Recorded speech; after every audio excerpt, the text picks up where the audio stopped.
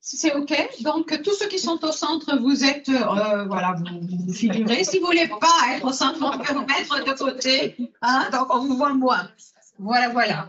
OK. Alors, je vais appeler Loïc peut-être par téléphone, comme ça, pour ne pas perdre beaucoup de temps. Et, Non, c'est tout bon. Ah, bah super. Bonjour Loïc. On ne te voit pas en revanche. Oui, non, non, mais on va me voir, mais je m'installe. Je sortais de réunion, donc je m'installe et OK. ça n'a pas beaucoup d'intérêt de me voir déambuler dans les couloirs. Mais je suis avec vous quasiment tout de suite, là. Vous me donnez juste 3 secondes, c'est tout bon. Bien sûr. Juste pour te dire que l'introduction a été rapidement faite, l'importance de ces déjeuners pédagogiques pour la direction académique. Le thème va être un peu plus détaillé après ta présentation. Et ce qui serait intéressant, c'est également de savoir quelle est la position de la direction académique, mais du groupe aussi, par rapport à un thème qui est la transition écologique, la RSE et le rôle de la pédagogie, parce que c'est ça qui nous importe. Qu'est-ce qu'on peut ramener dans nos salles de classe? Quel genre d'exemple on va donner? Et je pense que Loïc aussi vous parlera des 30% à partir de l'année prochaine qui seront implémentés dans les cours à travers donc, de ce thème-là, à travers des exemples, quoi que ce soit la matière, pour tous les formateurs. Donc, bonjour à toutes, bonjour à tous. Merci beaucoup à vous, merci Cynthia, et puis merci naturellement aux équipes, au premier rang desquelles ça me permet de vous saluer les équipes de Toulouse qui ont œuvré et permis finalement l'organisation de ce déjeuner pédagogique. Comme vous le savez, alors ça a été dit, mais j'aime bien aussi peut-être répéter un petit peu les choses. Donc, pardon Cynthia et pardon à vous si effectivement je peux répéter des choses. L'objet déjà de ces déjeuners pédagogiques, c'est quelque chose d'abord qui se veut vivant, donc c'est évolutif. Il n'empêche que, et on voit dans le carton d'invitation, que c'est de répondre au mieux à vos questions et interrogations au fil de l'année scolaire, de favoriser les rencontres, de partager vos expériences, vos doutes peut-être, mais aussi vos essais, vos innovations, et finalement de définir ensemble, lorsqu'il le faut, parce qu'il ne le faut pas toujours, par rapport à tel ou tel sujet, bien des conduites à tenir. Tout autant, ces déjeuners se veulent un fil, c'est-à-dire un lien entre les semaines pédagogia, mais aussi un lien à tisser tous ensemble, entre nous tous et nous toutes. C'est un fil encore un peu ténu, puisque c'est seulement le deuxième déjeuner pédagogique. À terme, ce que nous voulons, c'est 5 déjeuners pédagogiques sur chacun des 3 sites, Toulouse, Lyon et puis Paris. Alors, j'ai la chance d'avoir un petit temps de parole, donc je le prends pour naturellement un petit peu cette ouverture, puis je vais essayer de répondre un petit peu aux points qu'a pu soulever Cynthia. Mais tout d'abord, quand même, pour vous dire que ce que je souhaite partager toujours avec vous à ce moment-là, ce sont des idées, des points de vue, des partis pris qui contribuent à ce que j'appelle finalement l'école de pensée du groupe. Ainsi, lorsque je me suis adressé à vous, c'était le 6 février dernier, au-delà de dire toute la chance que nous avions d'avoir une école de formation de formateurs au sein du groupe, je parle naturellement de Pédagogia, j'ai pu partager avec vous ce qu'est une direction académique, plus exactement ce que recouvre une direction académique au sein du groupe IGS. Dit autrement, ce que celle-ci porte en juste et parfait alignement avec la vocation du groupe, une vocation du groupe, je le rappelle, conjuguer les singularités pour contribuer à l'harmonie, et puis une vision du groupe, cette fois-ci, qui est de former des acteurs de la métamorphose du monde. Alors, ce que la direction académique porte, nous l'avons défini bien sûr en équipe, au sein même de la direction académique. On l'a confronté et travaillé avec des points de vue de différents acteurs, des personnes externes, dont des consultants, naturellement. Alors, vous connaissez effectivement les personnes notamment du cabinet Coé, et puis avec les membres du COMEX. Et ce travail nous a permis de définir une vision et une mission pour cette même direction. Alors, je parle de vision, je parle de mission, je parle plus de vocation, parce que la vocation, c'est quelque chose qu'on a uniquement pour le groupe, ce qui est tout à fait normal, il n'y en a qu'une.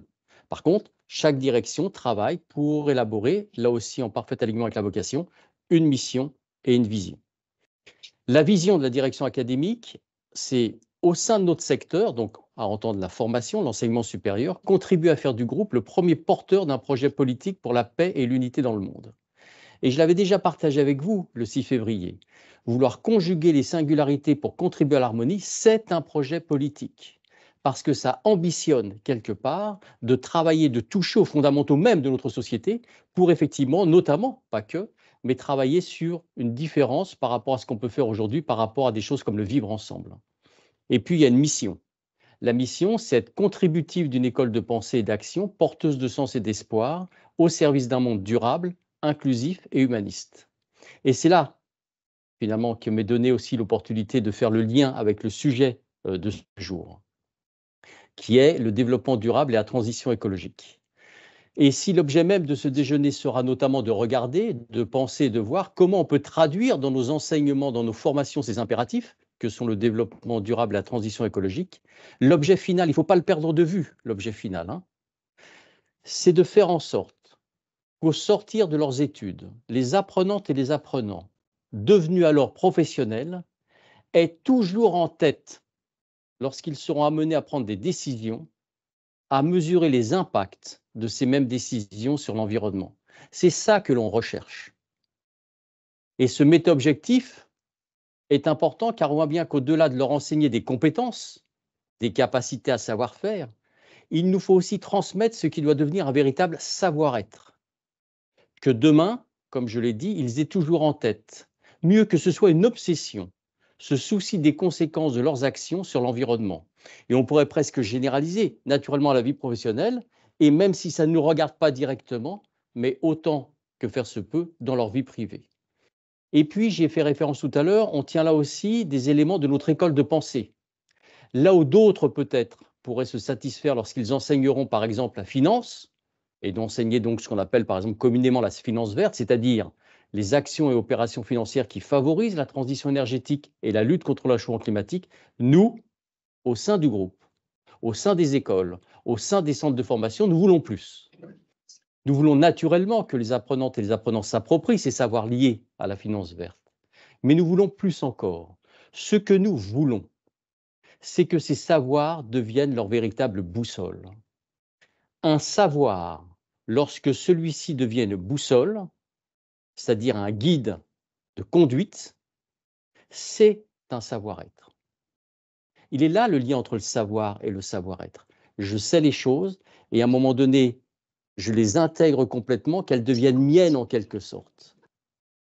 Et c'est à cette condition qu'ils pourront demain répondre à notre vision. Je parle là de la vision du groupe, hein, que j'ai rappelé au début, par leur travail au sein des entreprises, au sein des organisations, être effectivement des acteurs de la métamorphose du monde.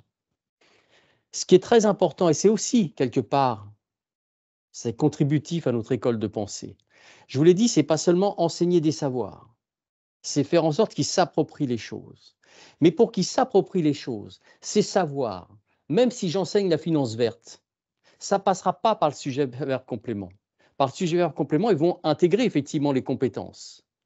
Mais si ils veulent que ces compétences, si on veut demain que ces compétences soient les leurs au sein presque physiquement qu'ils les vivent, il faut que moi-même, lorsque j'enseigne la finance verte, je sois tellement et profondément convaincu que c'est vers ça qu'il faut aller. Si je ne suis pas convaincu et que j'enseigne quelque chose, même si je l'enseigne bien, mais que moi je n'y crois pas tout à fait, ça ne passera pas.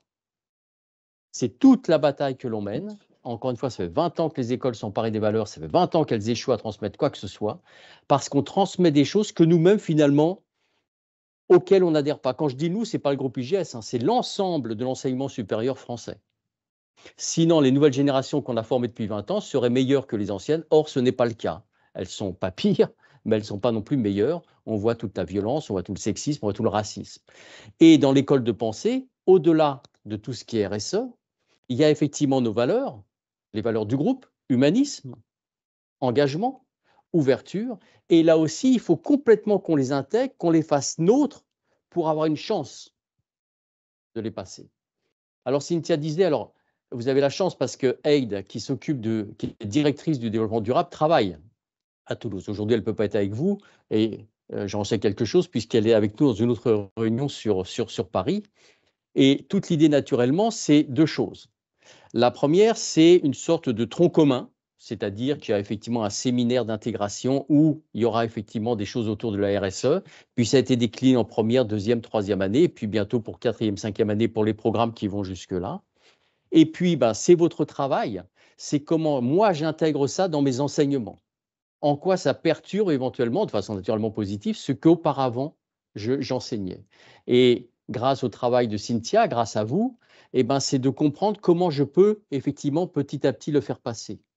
C'est-à-dire qu'à la fois on aura quelque chose qui sera effectivement du tronc commun, alors ça peut être la fresque du climat, etc. Donc un certain nombre de choses auxquelles je vais être confronté. Et puis après, à l'intérieur, c'est en quoi dans mes activités de management, j'intègre des choses de l'ordre du développement durable, en quoi si je fais de la finance, en quoi si je fais de la compta, en quoi si je fais de l'immobilier, ou si je travaille dans le domaine de la santé ou autre. Voilà à peu près ce que je voulais vous dire. Donc il y a un véritable chantier. Ce qu'il nous faut retenir et là où il faut qu'on aille, c'est qu'encore une fois, au-delà simplement de la capacité à intégrer ça dans ses enseignements, ce qui est déjà un vrai boulot, hein, et y compris en termes de pédagogie, il y a de vraies questions qui se posent.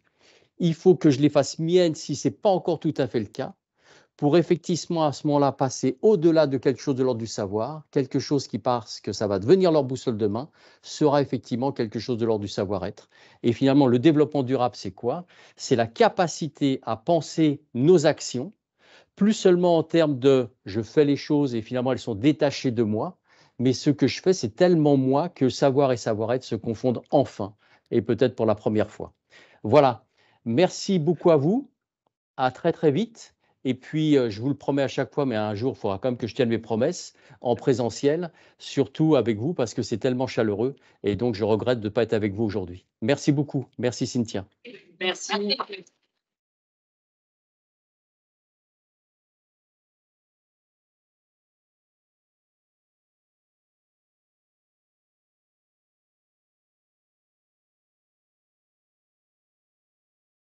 On va essayer de faire la transition avec ce que Loïc vient de dire, justement, cette incarnation de comment on vit le thème nous-mêmes déjà avec nos apprenants.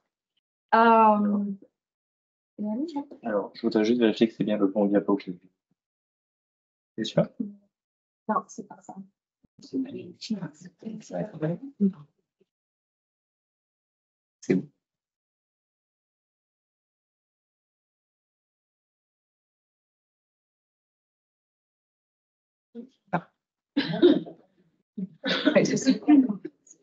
Ok. Très bien, donc nul besoin de répéter quel est le thème pour aujourd'hui. Loïc l'a bien rappelé, l'importance de cette éducation engagée. Hein. Donc, quand il parlait de savoir, savoir-être, moi, je veux parler davantage de cette éducation engagée. Alors, est-ce que ça marche?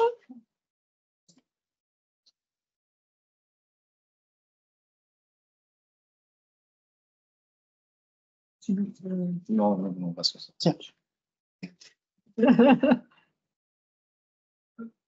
Ah non, on va pas s'en sortir.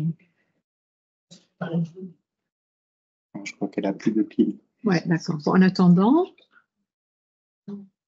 peut-être, merci beaucoup, quelques questions de réflexion auxquelles nos intervenants vont essayer de répondre, à savoir quel développement durable et transition écologique pour nous, pour notre génération, parce que souvent on parle de la génération à venir, mais on existe nous aussi, on a plusieurs années encore devant nous, donc quel développement durable, quelle transition écologique on vit actuellement également pour pouvoir penser aux nouvelles générations. Une autre question aussi, ou interrogation, on sait qu'en décembre dernier, à Dubaï, les dirigeants du monde entier se sont réunis justement pour discuter à la COP28, pour discuter la question du climat. Hein? C'était un moment fort. Bien sûr, le monde est divisé en sceptiques, mais qu'est-ce que ça change? On est à la COP28, rien ne s'est passé encore. D'autres qui sont plus ambitieux, hein, qui veulent davantage, qui croient pouvoir changer le monde. Et au milieu, on a des jeunes, des moins jeunes, qui disent on est au statu quo. Entre-temps, les ressources, malheureusement, de la terre, de la nature, sont limitées et il n'y a pas grand-chose qui se passe. Aussi, on sait que les lois de la physique et de la biologie, ce sont elles qui fixent les contraintes dans cette matière climatique. Quand on pense justement au monde scientifique, quand on pense au GIEC, etc., donc ces rencontres qui vont fixer les lois. Et tout ça, les sceptiques, les moins sceptiques et ceux qui sont au centre, qui veulent vraiment amplifier la réduction de l'émission de gaz à effet de serre. Alors, juste avant de donner la parole, Donc, nous, on a besoin de comprendre ces lois qui régissent notre univers. Et il y a cette nécessité justement, cette urgence de réfléchir peut-être ces triptyques. Aujourd'hui, on prend l'angle triptyque. Hein. Il n'y a pas que ces 3 angles. Hein, mais aujourd'hui, on rentre par cet aspect-là, à savoir l'écologie, l'économie, parce que il y en a qui veulent faire beaucoup de bénéfices, mais les ressources sont rares. Il y en a qui veulent davantage préserver et les ressources, ils disent oui, mais comment on vit? Hein, donc, avec comment on va monnayer tout ça.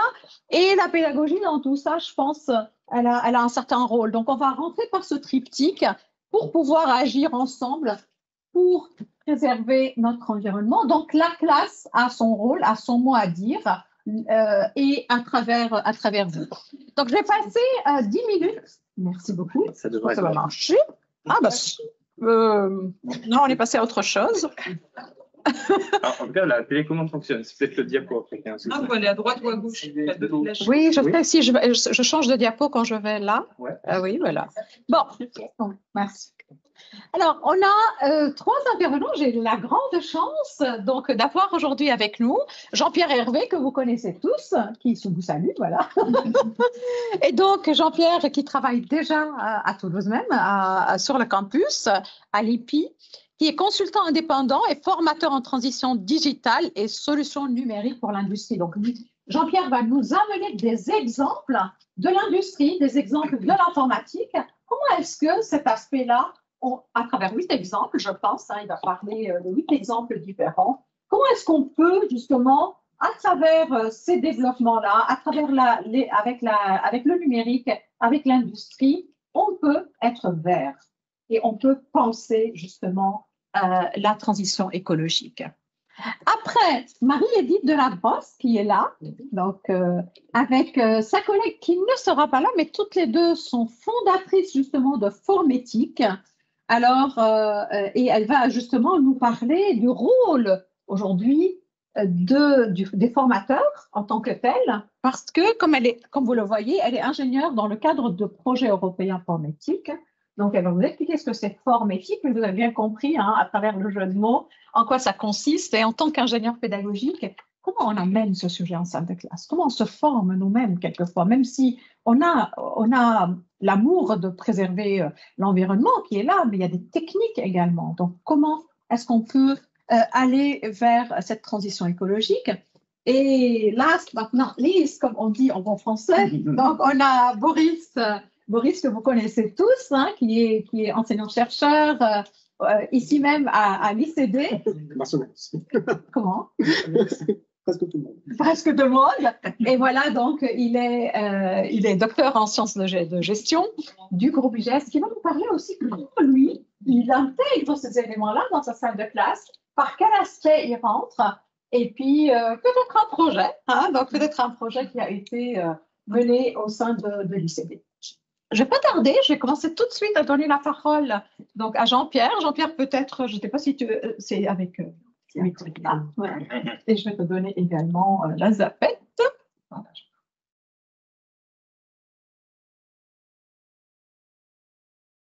À tous. Effectivement, comment donner un sens en fait à sa formation, comment aider à transformer positivement le monde. Prenons un exemple, hein, on ne va pas simplement dire tiens, j'aimerais faire du Java quand on est petit, mais peut-être on va dire ben, j'aimerais faire une application hein, qui aide la nature, qui aide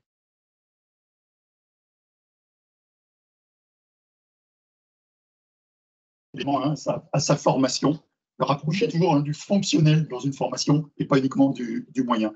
J'ai choisi effectivement d'illustrer à travers quelques exemples que j'ai eu la chance de connaître ces dernières années. Il va y en avoir d'autres, hein, mais on va effectivement en parcourir 8 ensemble. Le premier, hein, c'est évidemment beaucoup d'actualité au niveau de l'agriculture. Alors, que représente hein, ce schéma?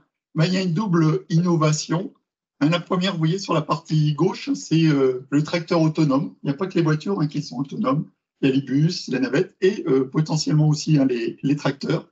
Et comme on voit là, on se doute, hein, il y a des voitures autonomes dans un milieu extrêmement complexe, donc on se dit dans un champ, hein, pour beaucoup très plat, très carré, pourquoi il n'y a pas plus hein, de tracteurs autonomes? Voilà qu'il y aurait sûrement une possibilité d'apporter hein, des solutions. Qui dit automatisation ne dit pas fatalement remplacement de l'humain. La personne, au lieu de conduire pendant des heures, elle peut être tout simplement à côté à faire des travaux à tâches avec beaucoup de valeur ajoutée. Voilà, les entreprises que j'ai pu connaître qui ont beaucoup automatisé sont celles qui ont en part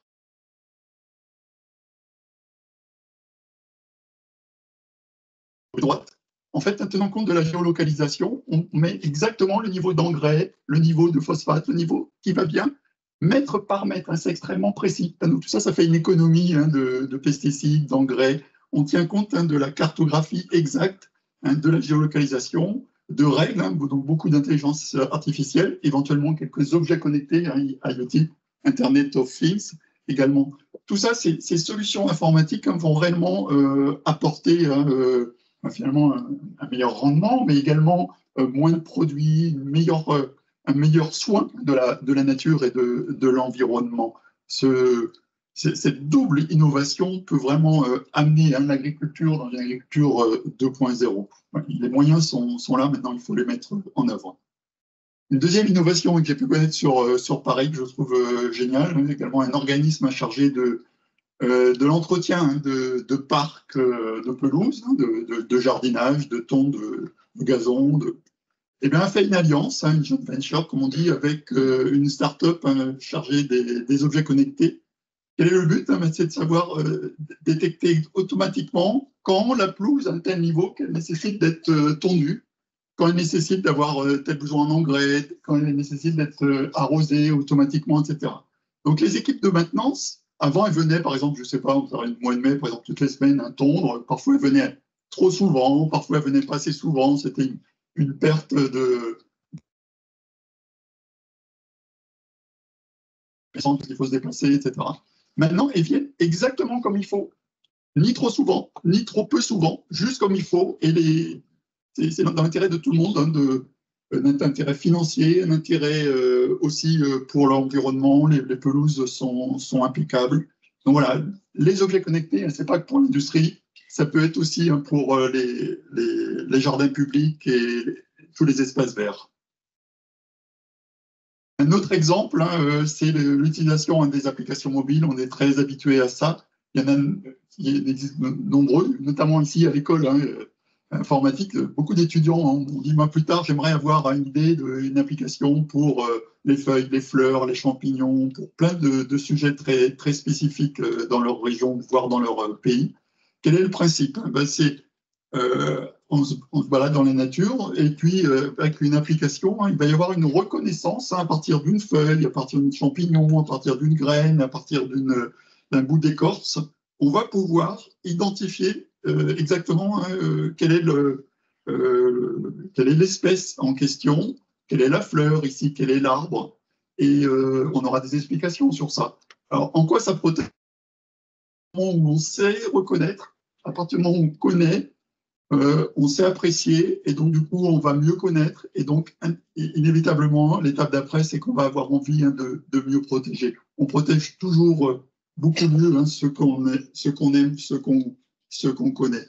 Ce genre d'application réellement nous fait voir la nature, fait voir la diversité de la nature, nous permet aussi de mesurer l'évolution. Tiens, il y a une espèce qui grossit, il y a une espèce qui diminue. Elle nous permet d'être un observateur finalement actif au sein de la nature. Et bien, tout ça, c'est grâce à des bases de données conséquentes, énormes, même parfois, des applications mobiles dédiées, et puis également beaucoup d'ergonomie dans l'utilisation de ces applications mobiles. Un autre exemple, depuis quelques années très, très en vogue, c'est ce qu'on appelle l'open data. Pour ceux qui ne connaissent pas, qu'est-ce que c'est que l'open data?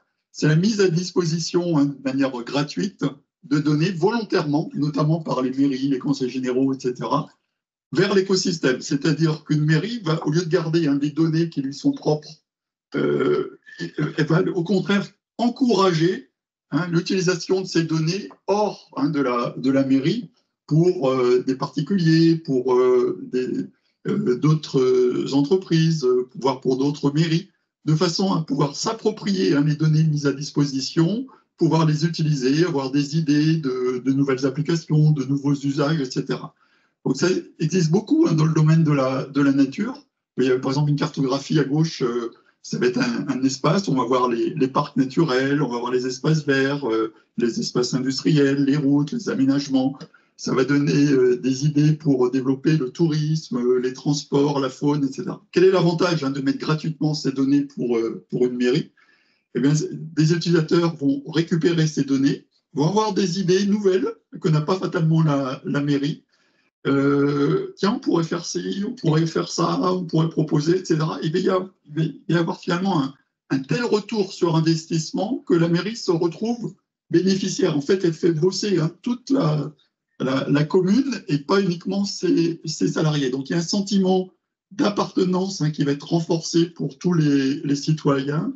Il y a beaucoup d'innovations qui ont vu le jour comme ça dans certains départements, dans certaines mairies en France. Ça, c'est grâce à l'open data. Il y a des plateformes informatiques, notamment mises à disposition par le gouvernement, qui permettent de faire un grand déploiement de cette open data. Il y a également beaucoup d'outils qui vont favoriser cette utilisation. Quelques exemples d'outils, notamment les outils SIG, pour mieux visualiser finalement la cartographie. On voit une ville, on voit les montages 3D, on voit les montagnes, on voit les forêts, on voit les choses de manière beaucoup plus réelle. Toute une autre catégorie d'outils que les spécialistes du Big Data connaissent bien, c'est ce qu'on appelle DataVis, les outils DataVis, la data visualisation, c'est ce qui va permettre de visualiser, de faire des corrélations et par là même d'innover et de mieux comprendre, en l'occurrence ici, la nature. Un cinquième exemple d'innovation, donc tout ce qui est smart grid, donc les réseaux intelligents, les compteurs intelligents. On a l'expérience de Linky, on a l'expérience aussi de Gaspard, et l'expérience aussi d'autres. Quel est le principe de ça? L'informatique, à travers ces réseaux intelligents, va permettre d'avoir une meilleure interaction entre les différents bâtiments, entre les différentes villes, entre les différentes régions. Ce n'est pas juste dans un sens l'information, c'est les allers-retours, c'est-à-dire l'information circule d'un établi vers un autre, d'une ville vers un autre, d'un bâtiment vers un autre, de façon à mettre juste l'énergie qui va bien, juste la communication qui va bien. Donc tout ça, ça va rendre ça rend déjà, c'est déjà des choses qui existent, une ville, un bâtiment plus intelligent, plus économe. Il y a une économie d'énergie qui est incroyable grâce à ces réseaux et grâce à ces compteurs intelligents. Vous avez toute une transition, vous avez la ville intelligente, le bâtiment intelligent, la maison intelligente. On connaît les aspects domotiques, on est actuellement plutôt à la première génération, c'est-à-dire c'est encore le propriétaire de la maison, vous voyez en bas à droite, qui pilote sa maison, on pilote son chauffage à distance, sa sécurité à distance, ses fenêtres à distance. Mais les nouvelles générations de domotique, ce sont les appareils qui se parlent entre eux, ce qui existe déjà aussi dans le cas d'une industrie, c'est-à-dire c'est la porte de la maison qui parle automatiquement à la cafetière en disant voilà, la porte est ouverte, je peux éteindre la cafetière, je peux fermer le chauffage. Les objets connectés se parlent entre eux. Ce monde intelligent va permettre d'avoir finalement une meilleure économie d'énergie, un meilleur respect de règles et notamment des règles environnementales. On est aujourd'hui dans ce monde où l'humain et les objets et les capteurs se parlent et se partagent ce monde.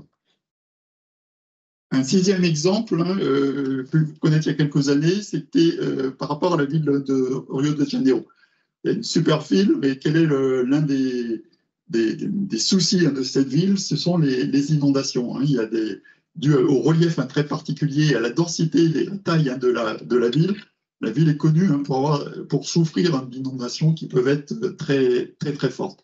Eh bien, pour cette ville-là, et ça existe aussi dans beaucoup d'autres villes, il y a une modélisation entièrement 3D de toute la ville.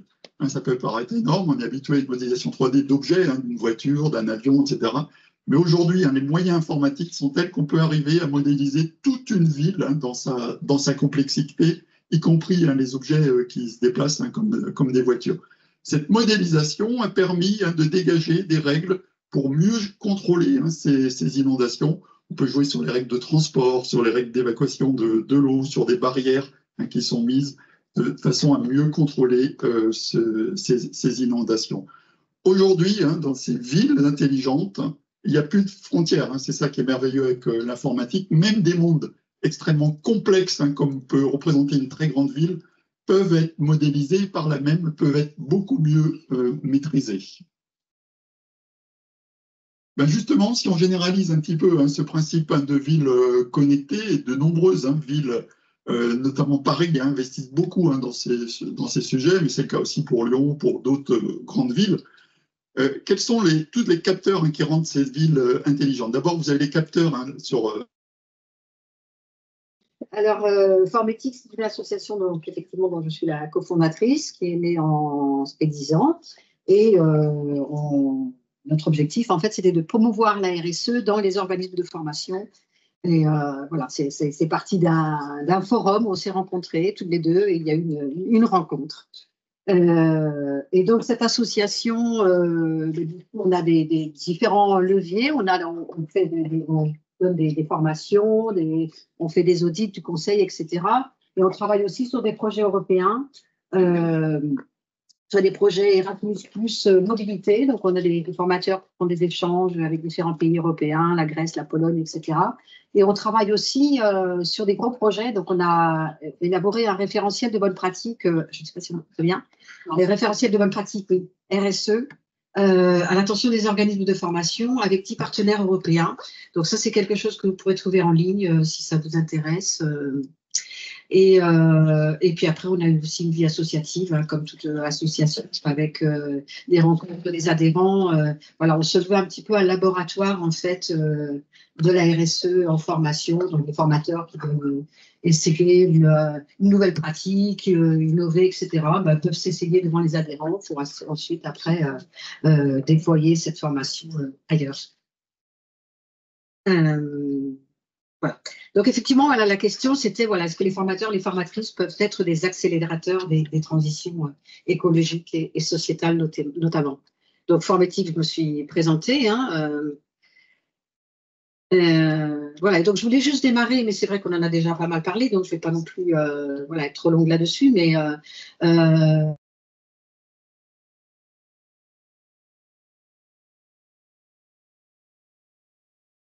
a tenu ses promesses et qu'il faut passer à la vitesse supérieure.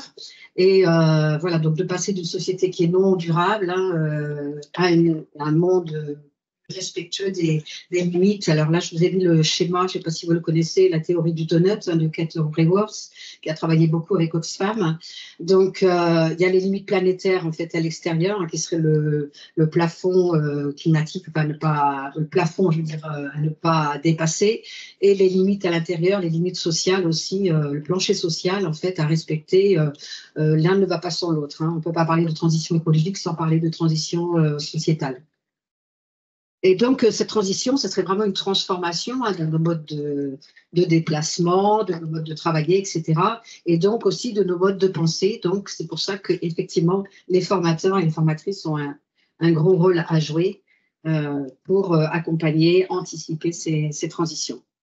Alors, dans ce monde, effectivement, dont on ne connaît pas vraiment les contours, hein, vous voyez bien qu'on est dans un monde incertain. Bon, l'expression « le monde VUCA », je pense que vous le connaissez parce qu'il est beaucoup utilisé dans le commerce. Ou qu'est-ce qu'on apprend, qu'est-ce qu'on enseigne? La question, elle est à débattre, hein, puisque on ne sait pas de quoi demain sera fait, on ne connaît pas les métiers de demain. Donc, voilà, quoi apprendre et pourquoi? D'ailleurs, pourquoi faire? Quel sens ça a? Et vous voyez, depuis le Covid, il y a de plus en plus de gens qui se posent des questions sur le sens de leur travail hein, et qui veulent avoir un métier qui a vraiment une utilité sociale, une utilité et qui a du sens pour eux, qui a un sens qui soit éthique, voilà, qui respecte les limites et qui aussi leur permettent de s'épanouir. Voilà, donc du coup, Quoi apprendre, c'est la question. Et du coup, former à quoi? Parce que si on ne sait pas quoi apprendre, à quoi on forme? Voilà, donc différentes, je veux dire, compétences transversales auxquelles on peut former. Ça, je me suis inspirée un peu de la pensée d'Edgar Morin. Hein. Je ne sais pas si vous connaissez les 7 savoirs nécessaires à l'éducation du futur, même qui n'est pas très récent, je crois qu'il date des années 2000, mais qui est encore très, très d'actualité. Il y a aussi des référentiels européens qui travaillent là-dessus, et puis aussi le groupe Fortes.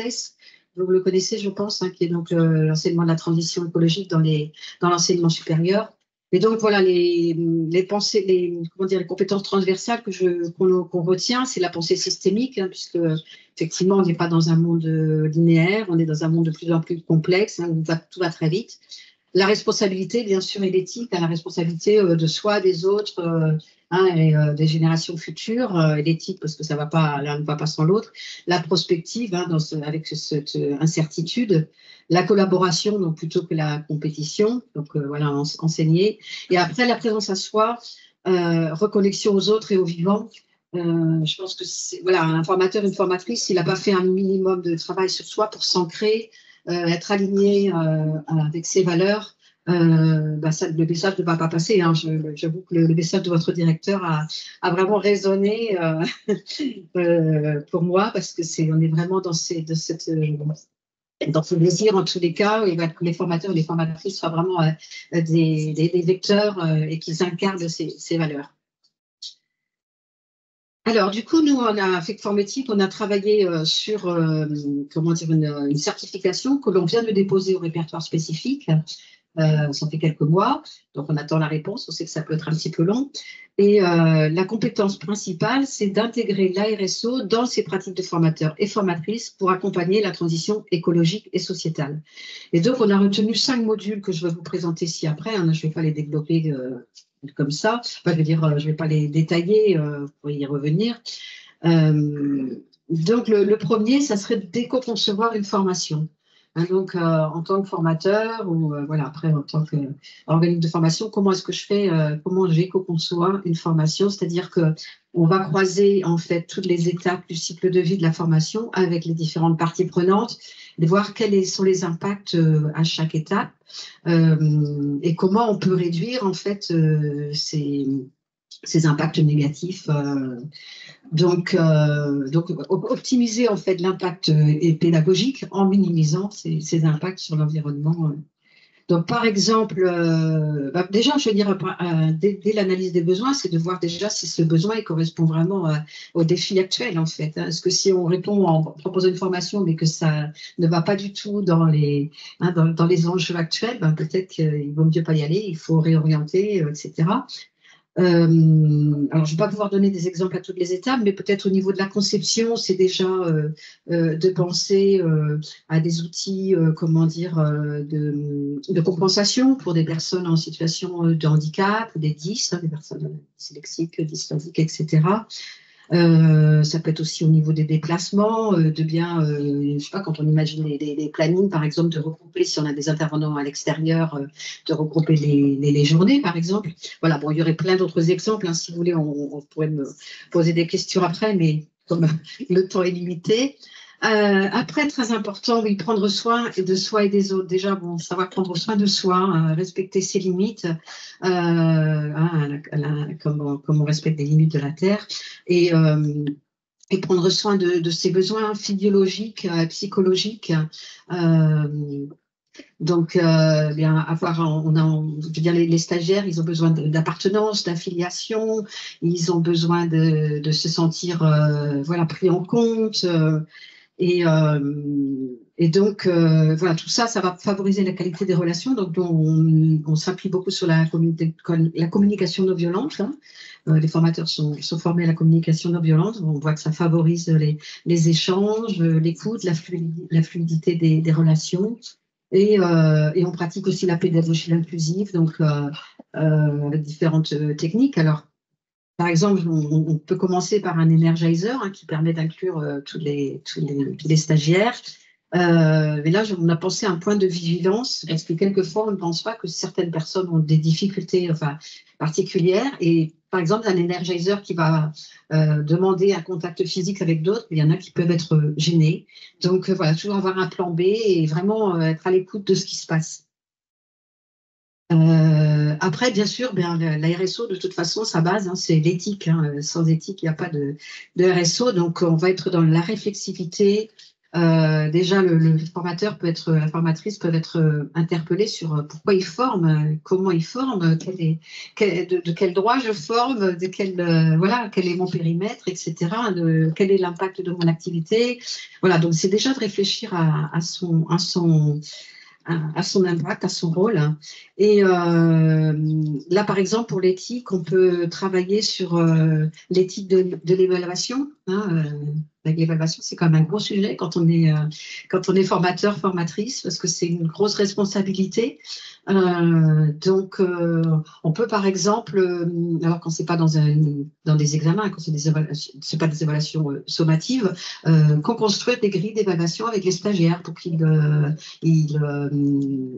soient conscients de voilà comment ils vont être évalués et qu'ils puissent y participer. Ça peut être sur l'évaluation, là, je n'ai pas d'autres exemples, là, mais enfin, on pourra en reparler après si vous voulez. Et après, mener une veille aussi sur sa responsabilité sociale, c'est-à-dire qu'on va se nourrir aussi d'exemples qui se font ailleurs et qui vont voilà, nous permettre peut-être d'innover, d'échanger avec d'autres. Alors, quatrième module, c'est animer de façon responsable une pédagogie tête, corps, cœur. Alors, effectivement, la compréhension cognitive ne suffit pas à se mettre en mouvement. On a beau savoir, ça ne suffit pas. Donc, nous, on va s'adresser également au cœur et au corps. Donc, on va mobiliser toutes les dimensions de la personne, donc le cœur, les émotions. Je ne sais pas s'il y en a certains qui ont fait par exemple la fresque du climat, parce que j'ai vu que, eh bien, quand on finit la fresque du climat, on est un peu, on se dit bon, d'accord, mais comment on fait maintenant? Donc c'est important de partager ses émotions. Est-ce qu'on a du dégoût, de la colère, de la peur, de les partager pour du coup les dépasser ensemble en fait. Et voilà, qu'est-ce qu'on fait? Et du coup se mettre en mouvement. Donc le corps on va s'engager avec le corps pour bouger et bouger ensemble. Donc après ce module, l'idée c'est effectivement que le formateur, la formatrice soit capable d'animer une séquence RSE en lien avec son champ d'expertise, en mobilisant toutes ces dimensions. Et le dernier module, c'est en fait le formateur, il ne travaille pas tout seul, il travaille avec d'autres personnes. Alors selon son statut, peut-être qu'il peut il peut être aussi en déplacement, etc. Enfin, voilà, selon la façon dont il exerce son activité. Donc, par exemple, voilà, les achats responsables, c'est déjà de se poser la question, est-ce que cet achat, il est vraiment, indispensable? Est-ce que je peux faire autrement, réparer quelque chose, un ordinateur ou, voilà. Sur les achats responsables, il y a des sites, il y a un site de l'ADEME qui est très bien fait, où vous pouvez trouver des fournisseurs responsables, des fournisseurs responsables soit au niveau de l'écologie, mais aussi voilà, où est-ce qu'on a fait travailler, où est-ce qu'on a, où est-ce que ces produits ont été fabriqués. Voilà, par exemple, là, en formation, des feutres qui sont rechargeables, des feutres qui sont voilà, fabriqués d'une façon plus ou moins responsable. Le numérique responsable, j'ai mis le sac à dos écologique. C'est vrai que c'est assez parlant quand on voit qu'il faut 600 kg de ressources pour fabriquer un ordinateur de 2 kg. Vous imaginez, ça fait réfléchir et on essaye de pas le changer tous les 2 ans et de les recycler au maximum. Et bon, après, sur le numérique responsable, il y aurait beaucoup de choses à dire aussi. Et après, peut-être que je vais terminer avec la communication responsable, parce que je pense que on a vraiment aussi un rôle à jouer là sur la responsabilité sociétale des images que l'on véhicule en tant que formateur, soit sur nos supports, soit dans communication aussi, à pas véhiculer des images, je sais pas, avec de l'alcool, avec des groupes vulnérables qui seraient pas bien considérés, avec Voilà, donc c'est voilà, la communication en formation et aussi dans nos façons de nous faire connaître. Et avec le FALC également, donc le facile à lire et à comprendre, dans les supports écrits, bien sûr, hein, que ce soit lisible pour tout type de handicap ou même personnes qui seraient pas de langue française ou etc. de langue française d'origine. Là, vous voyez, on a fait un petit exemple donc pour comment dire, traduire les 5 R. Bon, donc, on l'a fait en FALC. Vous voyez, c'est très écrit en gros, les 5 R, et après, c'est très lisible. Donc, voilà, donc ça, c'est un petit exemple. Mais effectivement, la responsabilité sociétale de nos messages, je pense que c'est quelque chose de primordial. Et donc, voilà, juste en conclusion, mais je vais passer la parole à Boris, qui lui va donner des exemples aussi. Donc, c'est vrai que nous, on est convaincus que les formateurs ont un grand rôle à jouer et que c'est vraiment des vecteurs importants de la transition sociétale et des leviers vraiment importants à partir du moment où on incarne ces valeurs. Merci beaucoup, Marie. Boris.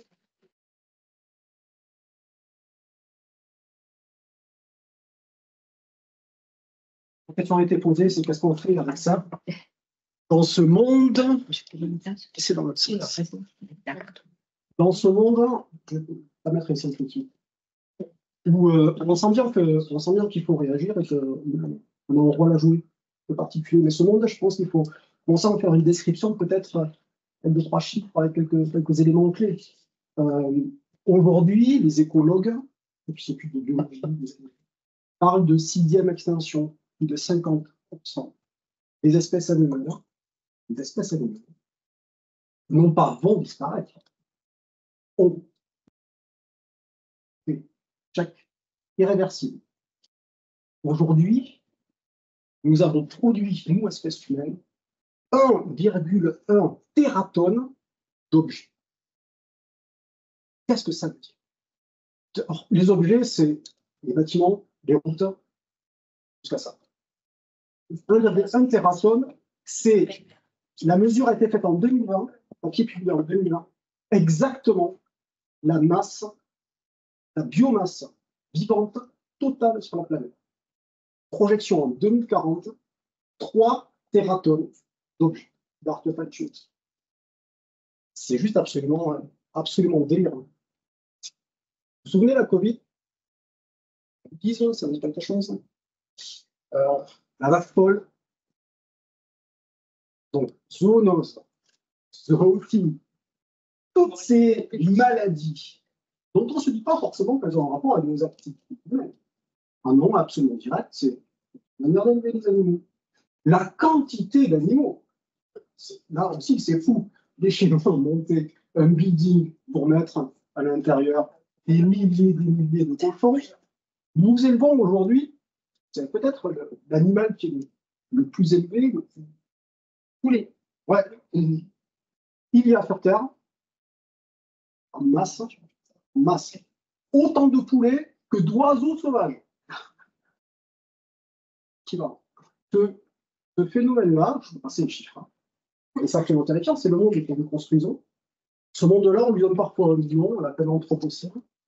C'est la description d'un phénomène un peu global, un récit, on va dire. Il essaie de décrire tout un ensemble de phénomènes qui peuvent paraître très, très hétérogènes. Ils sont tous reliés par une chose et une seule, le fait que c'est le produit de nos activités. Pas vous cacher le fait que les activités des entreprises ne sont pas tout à fait innocentes, que la globalisation joue un rôle absolument majeur, et que de fait, les enseignements liés à toute cette production-là sont aussi au cœur des préoccupations que nous devons avoir. Alors c'est important, c'est pas un gadget, c'est pas juste des chiffres, c'est la réalité. Nous sommes en France plutôt protégés de beaucoup de choses. Alors je ne passe sur le réchauffement climatique, on en parle beaucoup à la télévision, mais ce n'est vraiment qu'un des éléments. Si demain on règle la question du réchauffement climatique, on n'a pas réglé tout le reste. La perte de biodiversité, il est très très loin. On a parlé un petit peu des objets, de ce qu'on coûte les objets, de ce qu'il y a dedans. En fait, c'est juste absolument démentiel, de point de vue purement rationnel, de ce que nous produisons par rapport au reste du vivant et quelque chose qui est une vraie réalité. Donc ce truc-là qu'on appelle l'anthropocène, Anthropos, humain, scène, époque. Alors, les stratigraphes ont dit c'est pas tout à fait une époque, c'est un événement.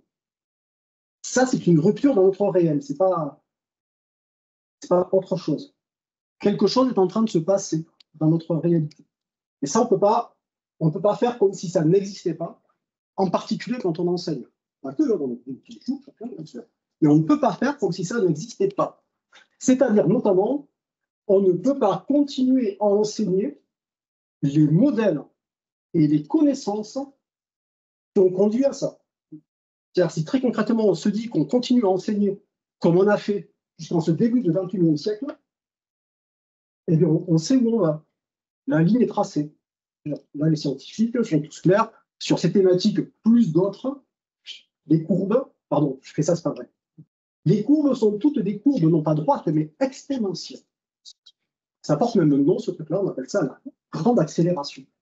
La grande accélération, c'est cette production effrénée des humains, la démultiplication des moyens que nous utilisons, l'utilisation des ressources, la production des objets, le développement des maladies, le réchauffement climatique, etc. etc., etc. Ça, c'est une rupture vraiment dans notre réalité. Ça doit être aussi une rupture dans notre rapport au savoir. Parce qu'une fois qu'on a dit ça, c'est la question que je me suis posée, c'est qu'est-ce qu'on en fait? Comment j'enseigne ce truc-là? Alors, je peux me dire, j'enseigne l'anthropocène. C'est-à-dire, en fait, je vais dire aux étudiants, regardez, les dégâts que fait, tac, tac, tac, et mon cours va se terminer par un très joyeux, soyez responsables. Ouais, effectivement. Alors, certains se marrent, d'accord. Bon, ça marche pas du tout, mais ça marche pas du tout à plein de niveaux. C'est très incohérent en soi. Le fait qu'il faudrait pouvoir regarder ça, montrer des modèles, qu'est-ce que c'est la responsabilité, comment je peux être responsable dans un monde manifestement pas vraiment qu'il est, et qu'est-ce que ça veut dire, comment est-ce que je vais me prendre? Si le prof dit soyez responsable, ça ne me donne pas les clés pour le devenir. Alors, pour être clair, on n'a pas les clés pour une soi-disant responsabilité. Certains ont souligné les limites de la RSE ou du développement durable, qui sont des concepts qui ont montré que ça ne marche pas. Hein, la RSE, on en fait depuis plus de 20 ans. Le développement de la RSE est à peu près corrélé au développement des catastrophes qui sont en train de nous tomber sur le coin de la figure. Donc, bon tact. Ça ne marche pas. C'est-à-dire qu'il faut remettre en question les modèles. Alors, ça ne veut pas dire que j'ai proposé des modèles alternatifs, parce que mais c'est justement là le truc. Ce n'est pas nous dans la salle qui allons probablement trouver le modèle alternatif. Bon, je vais vous passer un peu les slides rapidement. Il y a une rupture dans l'enseignement. Pourquoi? Parce que si on prend sérieusement en considération le fait qu'on ne peut plus seulement enseigner les modèles et connaissances qui nous conduisent dans le mur, ça veut dire que, et moi je n'ai pas trouvé d'autre solution, nous devons permettre aux étudiants de travailler leur autonomie vis-à-vis des savoirs établis. L'autonomie, ça ne veut pas dire qu'ils apprennent à travailler seuls. Hein. On va voir mes réponses. Non, non, c'est comment je fais pour que des étudiants soient capables eux-mêmes, avec ce qui se passe dans leur tête, de construire leur propre rapport au savoir comme prof amène. Et la question de la pédagogie, c'est pas évident à traiter ce truc-là, parce que ça veut dire que déjà, le prof ne doit pas se mettre dans la position de penser savoir les choses pour les autres. Ils seront de plus en plus nombreux, les étudiants, de toute façon, à nous renvoyer au fait que nous, nos générations, puisque nous avons fait, c'est exactement le problème qu'il faut traiter. Ok, dont acte. Je n'ai pas la solution. Reste mon problème d'enseignement. Moi, j'ai un cours à donner. On veut parler un petit peu de ces questions-là. Comment est-ce que je l'aborde et comment est-ce que je le traite? Ce que j'ai en tête, c'est ça. Je dois accompagner les étudiants à construire leur autonomie par rapport à même ce que moi, je vais leur raconter, y compris sur l'anthropocène, etc. Je ne vais surtout pas attendre qu'un étudiant soit d'accord avec eux. Ça, il faut faire une croix là-dessus, même s'il a été dit qu'il faut enseigner la finance verte et que du coup, si vous le vivez vraiment, tous les étudiants vous suivront sur la finance verte. Non, c'est pas vrai. Je vous invite à enseigner un petit peu de thématiques sur l'écologie. Vous verrez que vous donnerez bien 3/4 d'une promo, si elle est venue pour ça. Mais sinon, qui vous dira à d'autres. Et les autres seront polis. Le devenir autonome. Je pense qu'il y a un élément clé qui est absolument là. C'est un mouvement par lequel l'apprenant adopte et assume une prise de position dans un espace de possible. Et en fait, il va falloir déterminer, et ça, par contre, côté des étudiants, à poser les cadres d'une réflexion. Attention, on ne va pas réfléchir à leur place, mais on va les aider à prendre conscience, comment dire, de la cartographie, de la situation dans laquelle nous sommes. Et là-dedans, à eux de se positionner, à eux de construire le rapport, alors qu'on pourrait dire éthique ou politique, à un ensemble d'enjeux, et éventuellement à détruire le cadre et en reconstruire d'autres, et qui nécessitent une compétence un petit peu quand même élaborée. Cette autonomie, c'est pas un truc, comment dire, c'est pas une compétence. On peut pas avoir les AELO, les compétences, machin, en disant voilà l'étudiant autonome, on l'évalue sur une grille, ça ne marche absolument pas. L'autonomie, c'est un rapport au monde. Et l'autonomie de l'étudiant, elle peut se construire dans un cours, elle va se construire tout au long d'une évolution à travers un programme, peut-être qu'elle se construira après l'école. Bon, voilà, tout ça ne nous appartient en réalité qu'en partie. Il faut aussi assumer le fait qu'on ne maîtrise pas complètement cette affaire-là. Mais si on a un peu participé à construire des étudiants autonomes, c'est pas mal. Le rôle de l'enseignant, j'ai essayé de le développer de manière assez claire, c'est poser le cadre de réflexion. Il n'y a rien de plus difficile pour un étudiant qu'on le lâche en nature, qu'on lui dise pense à un sujet, pense à un truc, etc. Invente, soit créatif. On dit mais quoi par rapport à quoi et comment est-ce que je fais là, par contre, nous avons une expérience, des contenus, des savoirs, à partir desquels on peut élaborer les cadres, même si ces cadres bougent beaucoup. Et c'est en proposant des cadres qu'on va pouvoir permettre aux étudiants d'avancer et de poser des questions. Je conclue la petite partie là à gauche à votre droite. Nous devons problématiser les enseignements. Ça veut dire nous devons nous problématiser nos propres savoirs.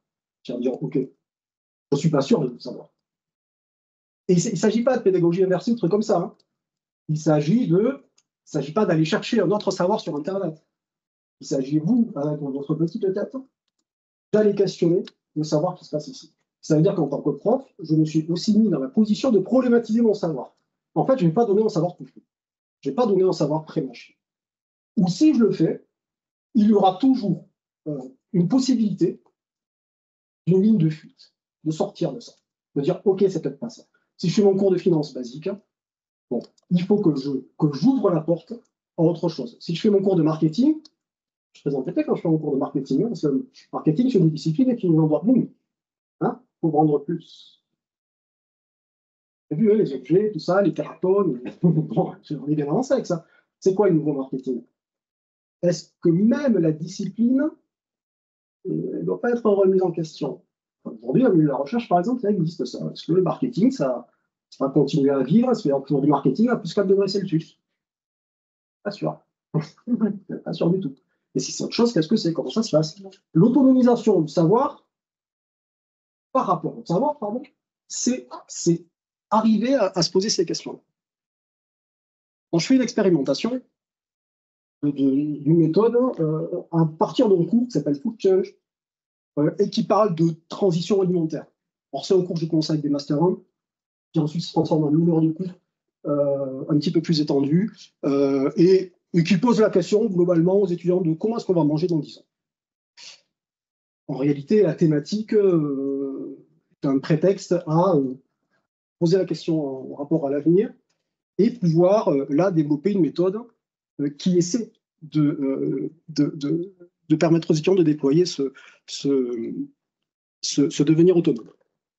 Comment ça marche? Je vais vous passer les étapes, mais je vais surtout vous le répéter. On raconte aux étudiants, quand on fait un cours comme ça, ce que c'est cette histoire d'anthropocène. Et pourquoi on parle de transition? Alors, ça a été déjà évoqué. C'est quoi cette nécessité? C'est pas évident pour tous, hein. Même sur du Master 1 ou Master 2, dans le PGE, d'une grande école, etc. Donc, il faut quand même poser ces cadres. L'avantage, c'est que ça peut venir déjà bousculer un petit peu les choses. Tiens.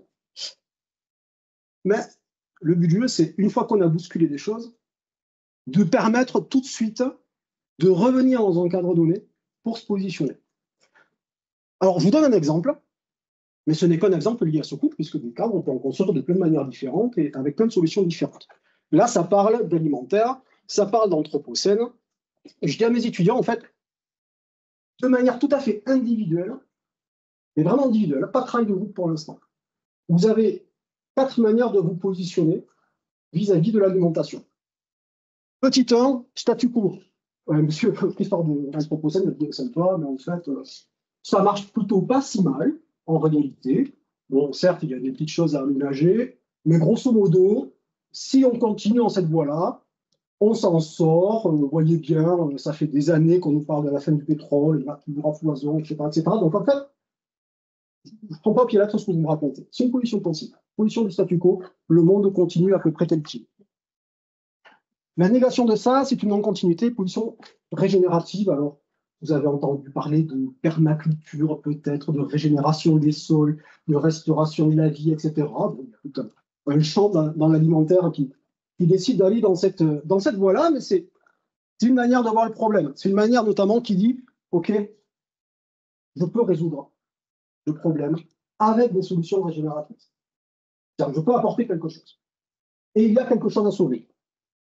Ce que ne disent pas ceux qui choisissent la food apocalypse, eux qui disent qu'il n'y a plus rien à sauver. C'est terminé.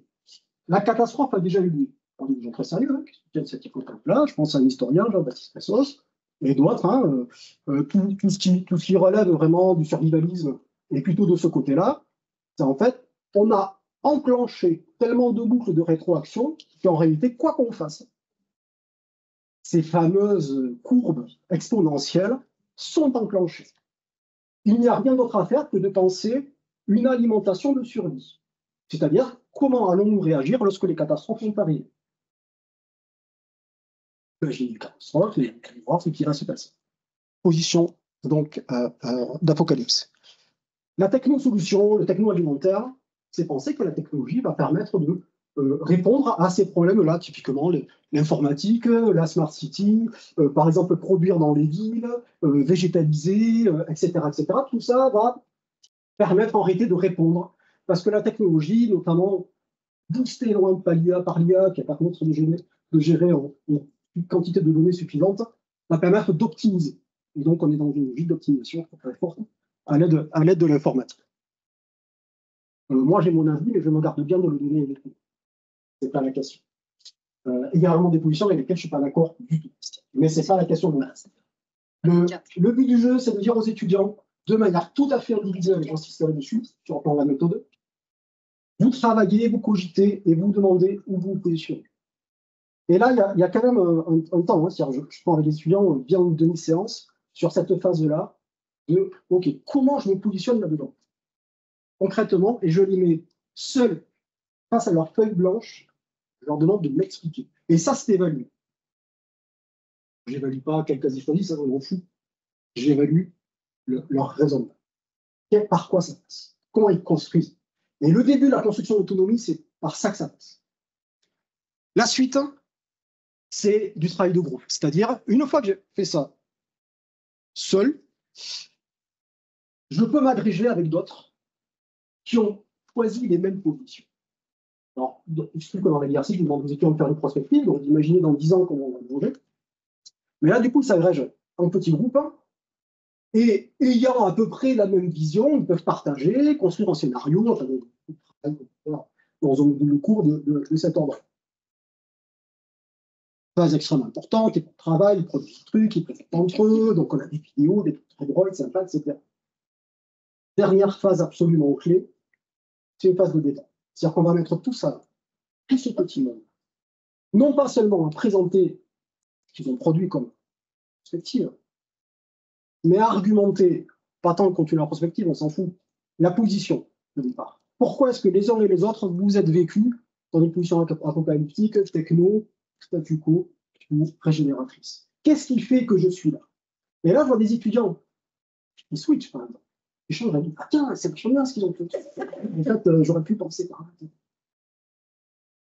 C'est ça. Ce sont ces petites choses-là qui n'ont pas l'air de grand-chose, mais qui font que l'autonomisation vis-à-vis d'un savoir qu'on peut amener, le prof, le sujet sachant, d'autorité, etc., se construit. C'est là qu'ils vont construire leurs propres imaginaires et leur propre histoire. Là, ça parle d'alimentaire, Mais cette méthode-là, que j'appelle moi anthropocène fiction, je l'ai appliquée à d'autres situations. Je l'applique au tourisme, par exemple, sur une étude de cas, ça marche avec la etc., etc. Quel que soit le thème, en fait. Ce qu'il y a à avoir en tête, c'est comment je mets un étudiant en situation déjà de rupture par rapport au savoir établi. Petit 2, comment je lui propose un cadre de réflexion dans lequel il va construire une position. Et petit 3, comment il va rediscuter et réélaborer ses savoirs avec ses pairs. Ça, c'est un dispositif didactique qui doit plutôt bien fonctionner en général avec l'ensemble des sujets. Bon, la délibération collective, hein, c'est un élément absolument clé de ce processus. Ce qui y a aussi à avoir en tête, c'est si je considère qu'un étudiant, il ne prend pas au savoir à tout donner en disant, bon voilà, tu as pris ton cours, c'est ça que tu dois apprendre, et que ce n'est pas juste aller chercher l'information par ailleurs. La question, c'est celle de la réélaboration des savoirs, c'est-à-dire comment il peut lui reconstruire quelque chose. Et de manière autonome. Alors, autonome, ça veut dire qu'il faut qu'il le fasse lui-même. Pas qu'il aille s'enquiller du ChatGPT et puis qu'il fasse faire ce qui n'est pas monnaie de manière pédagogique. Et je conclue là-dessus. Ça, c'est absolument essentiel. Et les professionnels autonomes, ça c'est des gens qui sont capables de réélaborer les savoirs. On va pouvoir compter sur l'intelligence des étudiants. Et je termine, pardon. Alors ça, l'histoire, c'est quoi? L'histoire, c'est une recomposition des mondes possibles. L'anthropocène, là, c'est quelques chiffres qui peuvent nous faire un peu bouger au départ. Je vous invite à absolument recomposer ce monde des possibles. Ça tombe bien, c'est quasiment la signature de l'IAS. Cependant, c'est ça qui se passe. C'est comment est-ce qu'on recompose les possibles à nous-mêmes. Hein. Enfin, c'est pas au prof de recomposer. Comment on fait recomposer? Comment est-ce qu'on fait réélaborer les choses? Parce que c'est par leur capacité d'élaboration qu'ils sont capables de sortir un petit peu des solutions qui permettront de sortir peut-être de nos problèmes. Super, merci.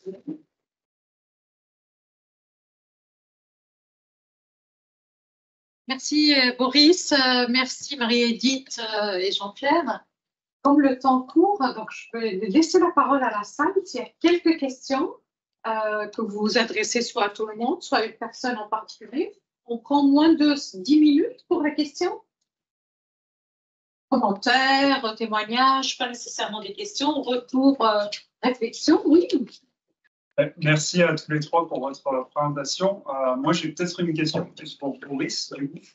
Justement, tu parlais de la partie pédagogique et que tu ne voulais pas, toi, exposer ton point de vue. Comment on fait aussi pour concevoir une pédagogie où on va donner tous les aspects, tous les points de vue, donc les apprenants et apprenantes vont devoir avoir un peu tous ces savoirs, sans toi mettre de ta personne, rester objectif. Non, ça n'existe pas, moi je suis un sujet, c'est pas un objet, donc je suis subjectif, de fait. Et je ne doute pas que les étudiants peuvent sentir des choses, qui ne les empêchent pas de prendre des positions, c'est-à-dire que la consigne est claire. C'est vous prenez vos positions et moi je n'évalue pas, je ne juge pas sur ce plan-là. Ensuite, il y a la méthode. C'est-à-dire que, alors, bon, je vous passe le truc un petit peu compliqué, moi ça fait partie de mes travaux de recherche, mais en réalité des petits tableaux comme ça, juste avec 4 positions, on prend une position, c'est pas très compliqué à construire, on peut un petit peu cogiter quand même à ce qu'on veut dire, mais l'idée c'était quoi? C'est le champ des possibles, il est là. Par contre, le champ des possibles, je le construis de manière entre guillemets objective. C'est-à-dire j'ai une méthode, je lis beaucoup, j'ai le temps de lire, et puis c'est aussi mon métier. J'ai la chance, je sais que c'est pas le cas pour tout le monde. En tout cas, je le prends, et du coup, j'articule, là aussi, je vous avais fait l'économie, mais j'articule des références à chaque fois. C'est-à-dire que quand je vous dis, statu quo alimentaire, bon voilà, il y a plutôt tel et tel auteur ou tel bouquin qui dit ça. Ou c'est pas tel actu, voilà, je sais pas, le gouvernement, dit, regardez, on est plutôt dans cette logique-là, ça va continuer. Quand on parle de l'Apocalypse, je cite cet historien que j'ai évoqué, Fressos, sur lui, c'est plutôt de ce côté-là, si vous voulez aller plus loin, c'est là que ça se passe, etc. Et là, effectivement, je mets, moi, ma subjectivité de côté pour construire une structure objective. L'objectivité, elle vient de la structure des prises de position possibles, c'est-à-dire de l'espace des possibles. Ça, c'est objectif dans la mesure où, comment dire, ça ne dit pas ce que moi j'en pense. Alors, ce que moi j'en pense, c'est où je me place là-dedans. Là, c'est pas la même chose.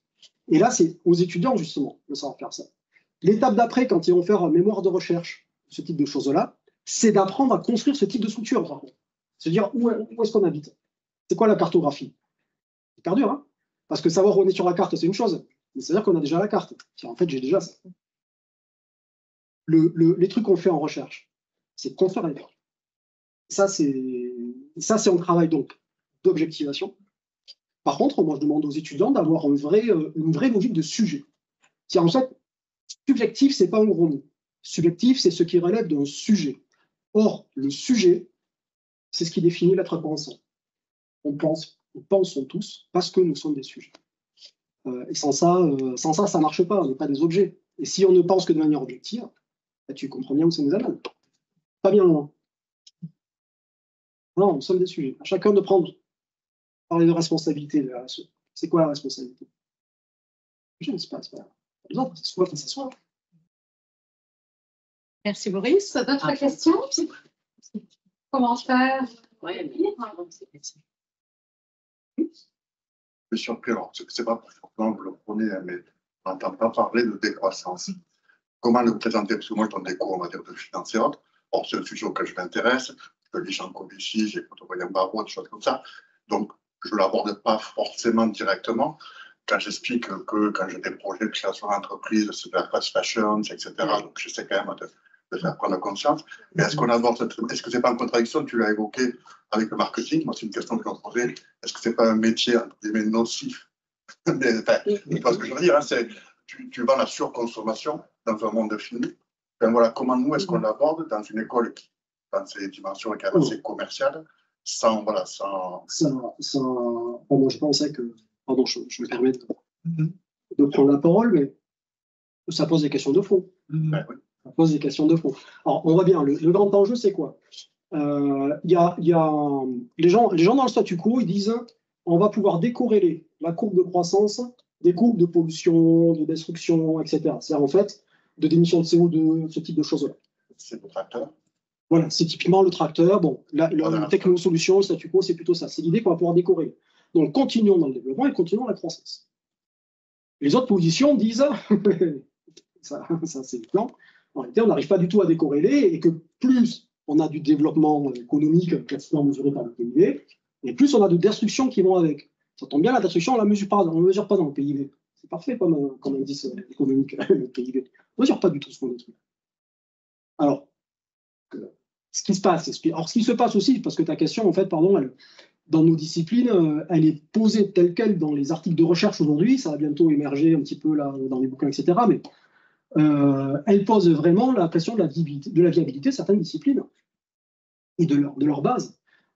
Il n'y a pas plus tard que 2 mois, est sorti dans une revue française de marketing un peu connue, article titré 5 propositions, marketing de la décroissance et les propositions. Puis, il est offert à la communauté d'y réfléchir, est-ce que c'est crédible ou pas crédible. En réalité, ces propositions, mais ça, il faut des ateliers pour en discuter, on ne se remet pas en cause vraiment les fondamentaux, et ne prennent pas vraiment la mesure d'une société dite de décroissance. Typiquement, une structure fondée sur des low-tech. Alors, je vais venir sur des thèmes que tout le monde comprendra, mais que peut-être résonneront chez toi de manière un petit peu particulière. En une minute. En une minute. Il peut y avoir une société de la décroissance si on considère qu'on peut innover dans une perspective de type un peu régénératrice ou de type Fab City, c'est-à-dire en fait, je vais bricoler des choses, dans la mesure où on regarde des technologies accessibles aux gens. Alors, quand je dis technologie, ça va toucher l'alimentaire, ça va toucher fabriquer des objets, ça va toucher l'informatique. C'est du Arduino plutôt que des trucs hyper sophistiqués, hyper performants. Ça, c'est plutôt la logique de low-tech, c'est-à-dire logique, on peut bricoler des choses. Donc, ça reste un peu démocratique, ce truc-là, et ça ne consomme pas une énergie de malade et des ressources de malade. Ça, c'est important. On peut réparer, on peut recycler, tout ça est extrêmement important. Et puis, vous avez en face de ça la logique high-tech. C'est la logique de la Smart City, c'est la logique de... Voilà, c'est par exemple les tracteurs, hyper techno, l'IA, les data, c'est parti de ça. Qui pose, et je termine là-dessus, des problèmes écologiques absolument majeurs, mais qui répondent toujours à la logique de croissance. Je terminerai sur le fait que, pardon, c'est un autre thème, mais que la question de la décroissance, elle met fondamentalement en cause les fondements de la financiarisation de nos économies, c'est-à-dire qu'en réalité, la bourse se casse la figure immédiatement si la croissance se passe. Comment nous, se mettre à des étudiants sans faire de la politique. Et justement, sans. Tu leur poses des questions. C'est à eux. Toi, tu n'as pas de solution. OK. C'est-à-dire tu poses les cadres. Croissance, décroissance. Par contre, tu es obligé aussi de poser les cadres du statu quo. C'est-à-dire que si tu enseignes la décroissance, tu es obligé de dire que le dominant aujourd'hui, c'est encore la croissance. C'est ça le problème. Et l'autonomie de l'étudiant, il peut ne pas être d'accord avec toi. Dire, bon, monsieur, décroissance. Ça leur demande quand même de la maturité. Ouais. Même 3 ans. Ouais. Mais il faut qu'ils apprennent avec. Il y a plein de thèmes sur lesquels ça peut se. Bon, il faut y aller doucement, effectivement. Ça, c'est clair. Moi, ce sont des masters. Ah, ok, ouais. Pour comprendre peut-être justement on a fait ce tableau, donner un autre exemple de l'utilisation de ce tableau. Alors moi, je ne le fais pas pour la nourriture, mais je le fais par rapport au digital, pour justement chacun se poser la question. On peut le faire à les petits exercices dans la salle, si vous avez une seconde. Les 4 cases, c'est quoi? C'est comment vous achetez sur Internet. Est-ce que vous achetez, la première case, dans une boutique, je me déplace dans un magasin pour me renseigner sur un produit et je l'achète dans une boutique? À l'inverse, est-ce que je me renseigne sur Internet et j'achète sur Internet? Est-ce que je vais dans une boutique pour me renseigner, mais j'achète sur Internet? Et le contraire, est-ce que je me renseigne sur Internet, mais j'achète dans la boutique? Les 4 styles d'impact, qu'est-ce qu'on attend du digital sur un marché? Prenons juste un petit sondage, par exemple. Est-ce que vous achetez plutôt, vous renseignez sur une paire de chaussures, par exemple, dans un magasin, et vous achetez dans le magasin? Certains d'entre vous? Mets-moi les chaussures que c'est. Ici, deuxième phrase, je me renseigne dans un magasin, mais j'achète sur Internet. Moi, je fais les 4. Ouais. Ça dépend particulièrement. Je me renseigne, contraire, je me renseigne sur Internet, mais j'achète dans le magasin.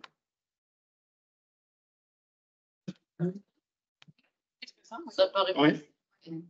Et je fais tout sur Internet. À chaque fois, je me renseigne et j'achète sur Internet là, le produit. Et je le fais dans la place souvent, c'est à peu près 26% dans les 4 cases.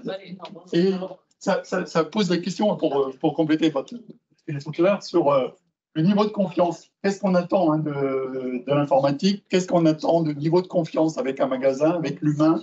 Et ça fait réfléchir chacun, ceux qui sont là, dans la classe. Ouais. Voilà, donc, vu le temps, je vais m'arrêter là. Je vais juste encore une fois, après vos applaudissements, remercier donc les intervenants. Rappeler qu'à la convention pédagogique, j'espère que les pédagogues ont reçu l'invitation pour le 28 et 29 août à Lyon. Il y a tout un thème, il y a 5 axes. Comme je n'ai pas le micro, donc ma voix elle ne porte pas beaucoup. Il y a 5 axes et parmi les axes, un axe sur le rôle de la pédagogie et de la transition écologique. Donc, je vous invite également, quand vous allez recevoir les ateliers qui sont, si c'est un sujet qui vous porte à cœur, comme ça porte à cœur de la direction, de nos matières, donc consacrées à ce sujet-là, n'hésitez pas à vous inscrire dans ces ateliers. Grand merci encore. Merci.